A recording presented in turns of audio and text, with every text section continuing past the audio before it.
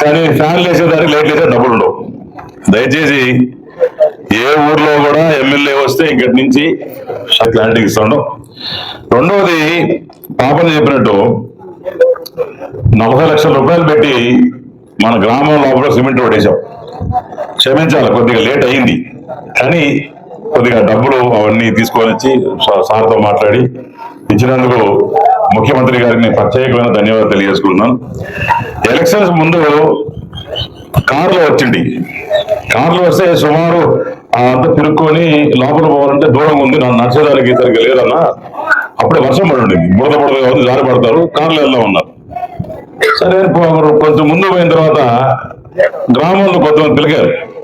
2 సంవత్సరాలు అయిపోయి, 2.5 సంవత్సరాలు అయిపోయిందమ్మా. పిల్లలందరూ కూడా ఇక్కడి నుంచి లోపల పోవాలా.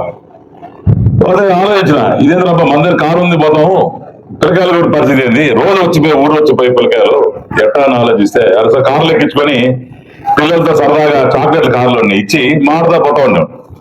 పిల్లలు అన్నారు, అన్నా మాకు బాగా కష్టంగా ఉంది, ఇక్కడ కూడా కొద్దిగా ఒకరిద్దరు తాగేసి కూడా కూర్చుంటారు, మేము కొద్దిగా 8వ తారీఖు 7వ తరగతి పిల్లకాయ అయితే కష్టంగా ఉందనా, పైగా లైట్లు కూడా లేవు అక్కడ అని చెప్పారు. సరే దీన్ని ఎట్ట చేయాలి బాబా అని చెప్పి గెలిచిన తర్వాత ఈ రోజు రోడ్ వేయడం జరిగింది. నేను మాట ఇస్తా ఉన్నా, వచ్చే ఇంకొక ఈ వైర్ లాగిన తర్వాత వారం రోజుల లోపల మొత్తం లైట్స్ కూడా బ్రహ్మాండంగా లైట్స్ చెట్లు కూడా పెట్టిస్తాం. మంచి లైట్లు చెట్లు కూడా గ్రామం వరకు ఎండు వరకు పెట్టిస్తా, దానికి ఏమి ఇబ్బంది లేదు. అట్నే రెండో విషయము, ఈరోజు స్కూల్ చూసొచ్చారు. గవర్నమెంట్ లో ఉండి ఎమ్మెల్యే ఉండి మాట కూడా కానీ అధ్వానంగా ఉంది. దీన్ని ఇమీడియట్ గా టేకప్ చేస్తాం. వచ్చే 45 నుంచి 50 రోజుల లోపల మొత్తం దాన్ని రీవ్యామ్ చేసి నేను ఆర్డీఓ గారు ఇప్పుడే సంకల్పించాం. తప్పకుండా వచ్చే 45 నుంచి 50 రోజుల లోపల దాన్ని మొత్తం రూపురేఖలు మారుస్తా. దాని ఎటువంటి ఇబ్బంది లేదు. బాత్రూమ్స్ గీత్రూమ్స్ అన్ని కూడా నీట్ గా వాటర్ ప్రూఫింగ్ అన్ని చేస్తాం, అదేం ఇబ్బంది లేదు. ఆర్డీఓ గారు ఇప్పుడే మాడుకున్నాం. ఇంకటి నుంచి మా తప్పు కూడా ఉంది. నెలకి కంపల్సరీగా 3 రోజులు 3 స్కూల్ విజిట్ చేస్తాం. కంపల్సరీగా 3 రోజులు 3 స్కూల్ విజిట్ చేస్తాం, తిరుగుతాం, కాన్స్టిట్యున్సీ అంతా కూడా తిరిగి ఎక్కడెక్కడ ఏవే ఇబ్బందులు చేస్తాం. కమింగ్ టు పాస్బుక్, నిజంగానే దీన్ని ఏమంటారు తెలుసా, దీని తెలుగులో ఏమంటారు, రాజముద్ర. దీన్నేమంటారు, సొంత ముద్ర, జగనన్న ముద్ర. ఈయన రాజు, అప్పట్లో రాజు ఈయనే, మంత్రి ఈయనే, కొట్టాలని ఈయనే, నరకాలని ఈయనే, గొట్టల పార్టీ ఓనర్ ఈయనే. అంటే ఎంత అహంభావం, ఎంత తలకెక్కితే ఈ రకంగా వేశారు. నేను గమనించలేదు ఏంటంటే, ఈ పాస్బుక్ లోపల కూడా అన్ని పేజీల్లో బొమ్మ ఉంది సార్, అయినా మూల అన్ని పేజీల్లో బొమ్మ ఉంది. ఎంత ఇది పేపర్ క్వాలిటీ చూడు. దీంట్లో కూడా ఎన్నో వేల కోట్ల స్కామ్ జరుగుతాయి. ఈరోజు నేను ప్రభుత్వాన్ని కోరుతున్నాను, జగన్మోహన్ రెడ్డి హయాంలో ఎవరైతే ఈ పాస్బుక్ తయారు చేస్తారో వాళ్ళ మీద కూడా ఎంక్వైరీ చేయాల. ఎందుకంటే అప్పుడు వేసిన ఈ పాస్బుక్ ధర, ఇప్పుడు వేసిన పాస్బుక్ ధర దగ్గర 60% తక్కువ ఈ ధర. దానికన్నా మంచి క్వాలిటీ. దీంట్లో ఇది చూస్తే ఈ సిల్వర్ పేపర్ చూసావా, ఎవరైనా డబ్బులు ఉన్నాయా, ఒక 100 రూపాయలు 500 రూపాయలు నాయ ఉన్నట్టుంది. ఇది చూడండి, ఈ 500 రూపాయల లోపల ముద్ర ఉందా? దీన్ని దొంగ చేస్తే ఇది చేయగలుగుతావా? చేయలేవు. అదే రకంగా దీన్ని దొంగ పాస్బుక్ చేయలేవు. చాలా మంది వైసీపీ టైంలో ఏం చేశారు, పేర్లు మార్చుకొని దొంగ పాస్బుక్లు చేసుకున్నారు. ఇది చేయాలంటే దొంగ పాస్బుక్ చేయలేవు. ఇది కాల్ చేయాలి, చించేయాలి తప్ప ఫైర్ ప్రూఫ్ కూడా ఉంది, వాటర్ ప్రూఫ్ ఉంది. అంటే నీళ్లు పడ్డా కూడా, అంటే నీళ్ళలో ఏంటండి, నీళ్లు పడ్డా కూడా ఏం కాదు. కాబట్టి ఇంత చక్కగా చేసి దాంట్లో మీ భూమి, జై భారత్, జై తెలుగు తల్లి, ఇక్కడ అక్కడేమో జై జగన్ టైప్ రాస్తారు. ఇదేమో మీ భూమి మీ హక్కు. అంటే ఇలాంటి చక్కటి ఆలోచనతో ఏం చేశారు అంతలో. ఇది చూడు, దీనిపైన జగనన్న భూ హక్కట. ఎవడే జగన్? వాడుదా భూమి, వాడుదా హక్కు.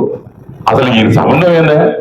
మీ తాతలు ముత్తాతలు మీ కష్టం మీ రైతు మీరు రక్తం చెందించి పెట్టిన భూమిని మీరు మన జగన్ అక్కడ ఏం చేశారో నిజంగానే దీనికన్నా మరి పిచ్చి పరాకాష్ఠకి ఎక్కిందంటే నాకు తెలియదు ఇంకేందు.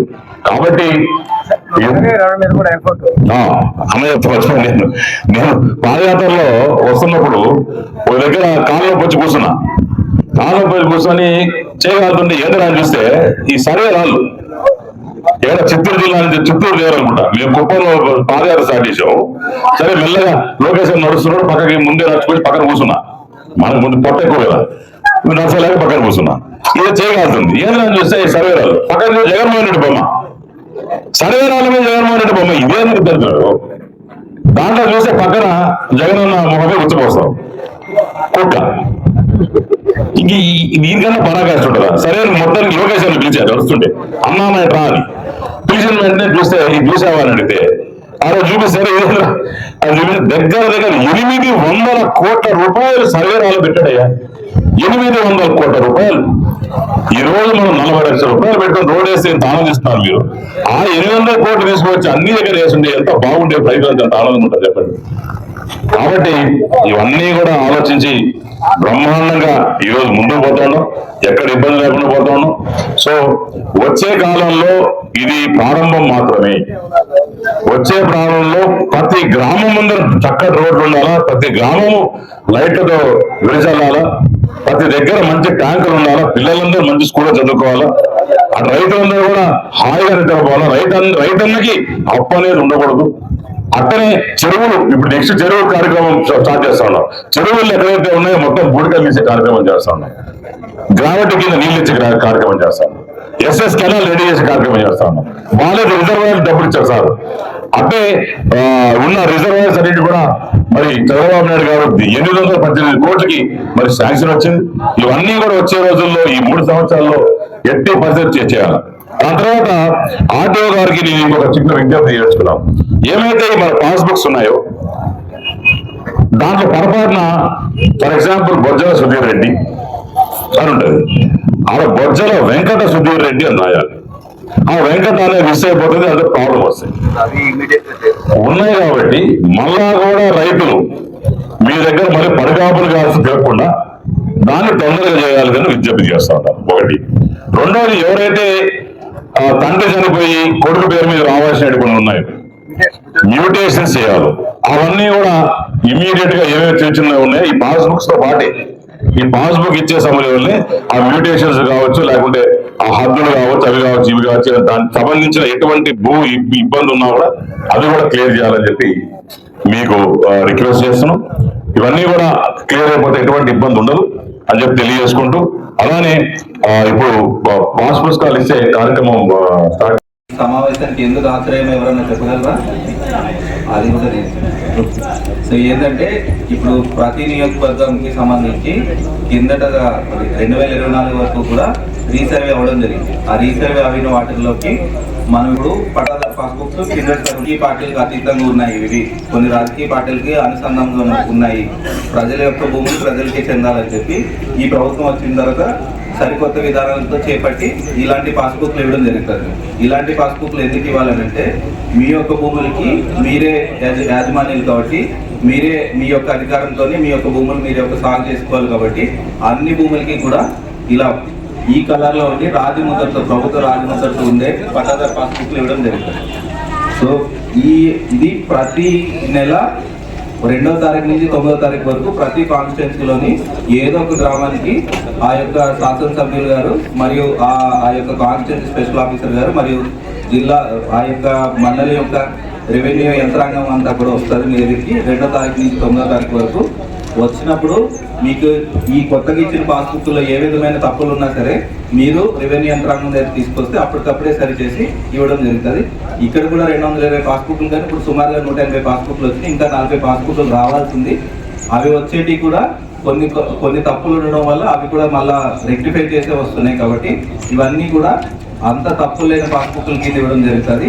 సుమారుగా 85% ఇక్కడున్న మొత్తం ఖాతాదారులు సుమారుగా 85% మందికి కొత్త పాస్బుక్లు తప్పులు లేని పాస్బుక్లు ఇవ్వడం జరుగుతుంది. సో దీనికి సంబంధించి ఏదైతే ఇప్పుడు జాయింట్ హెల్త్ అని మీ అందరికీ ఒక అపోహ ఉందన్నమాట. ఆ అపోహ ఏంటంటే మాదంతా కూడా అందుకని చంద్రబాబు నాయుడు గారు